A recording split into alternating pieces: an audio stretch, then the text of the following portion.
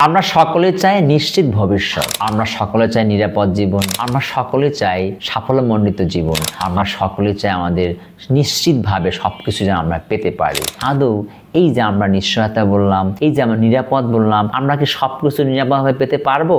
পেতে পারি না বা পাবো না, বা কখনো পাই কখনো পাই না। এই যে না পাওয়াগুলোকে পাওয়ার জন্য যে মরিয়া হয়ে আমরা চেষ্টা করছি, এখান থেকে অ্যাংজাইটি সৃষ্টি হচ্ছে। সুতরাং অ্যাংজাইটি হচ্ছে স্ট্রং ডিজায়ার ফর মাইসেলফ। আমরা এই নিশ্চিত কিছু পাওয়ার জন্য, নিশ্চয়তার জন্য, নিরাপদের জন্য, সাফল্যের জন্য অতিমাত্রায় চিন্তা করছি, এগুলোকে আমরা সকলে পাওয়ার জন্য বেকুল হয়ে যাচ্ছি। এটাই অ্যাংজাইটি। প্রতিটা মানুষের অ্যাংজাইটি আছে, আপনার আমার সকলের। তাহলে অ্যাংজাইটি থেকে আমরা কিভাবে মুক্ত হতে পারি? অ্যাংজাইটি থেকে মুক্ত হওয়ার কয়েকটি কৌশল আলোচনা করব। প্রথমত বুঝতে হবে অ্যাংজাইটি হলো চিন্তার একটা খেলা। ভেবে দেখুন, আমি কিছু চাচ্ছি ফিউচারে, এটা পাবো, এটা করতে হবে, এটা চিন্তা। আবার সেই চিন্তাকে আবার সফল করার জন্য আবার প্ল্যানিং করছি, এটা আরেকটা চিন্তা। যেটা না পায় আমার মন খারাপ থাকে, এটা আরেকটা চিন্তা। আবার মনটাকে ভালো করার জন্য আরেকটা চিন্তা। আসলে অ্যাংজাইটি বলতে কিছু নেই, এটা হচ্ছে চিন্তার একটা চাপ।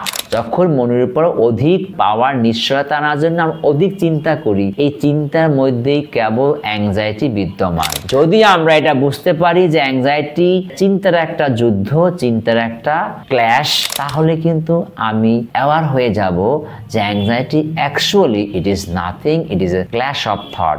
এই অ্যাওয়ারনেসটা হওয়ায় অ্যাংজাইটি থেকে মুক্ত হওয়ার কৌশল। দ্বিতীয়ত, আমাদের মানতে হবে anxiety is a permanent source of our life. Anxiety is a permanent part of our life. Anxiety আমার জীবনের একটা অবিচ্ছেদ্য অংশ। অ্যাংজাইটি প্রতিটি জীবনের আছে, এটা মানতে হবে। আমাদের অ্যাংজাইটি কেন কষ্ট দেয়? কারণ অ্যাংজাইটি আমরা মানতে চাই না। অ্যাংজাইটি থেকে আমরা এসকেপ করতে চাই, নিজেকে অ্যাংজাইটি মুক্ত হতে চাই। দেখুন, অ্যাংজাইটি মুক্ত হওয়া যায় না, অ্যাংজাইটি গ্রহণ করতে হবে। তাহলে অ্যাংজাইটি আমাকে গ্রহণ করতে হবে, গ্রহণ করলে আমার ক্ষমতা আরো বৃদ্ধি পাবে। অ্যাংজাইটিকে গ্রহণ করা মানে অ্যাংজাইটিকে জয়লাভ করা।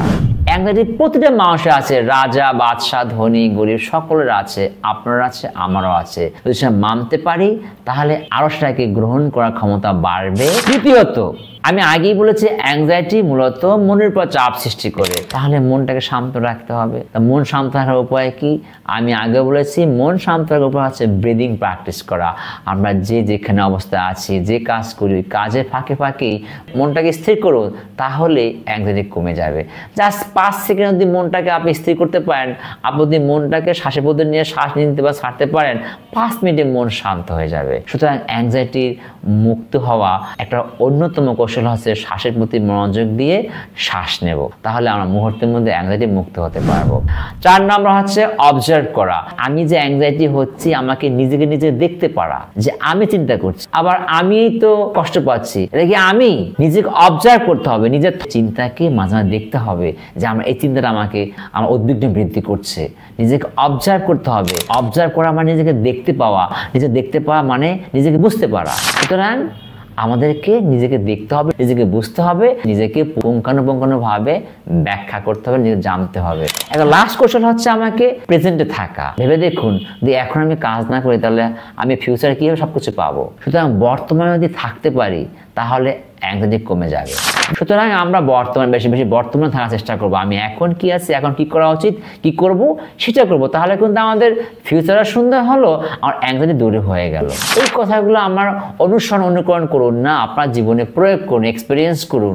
যদি ভালো লাগে, আসুন আমরা সকলে অ্যাংজাইটিকে আপন করে সুন্দর জীবন করি। অ্যাংজাইটিকে আমরা সাথে নিয়ে আরো সাহস এবং উদ্দীপনা নিয়ে জীবনে সবকিছুই আমরা সুন্দরভাবে চালাই। ধন্যবাদ সকলকে, ভালো থাকবেন।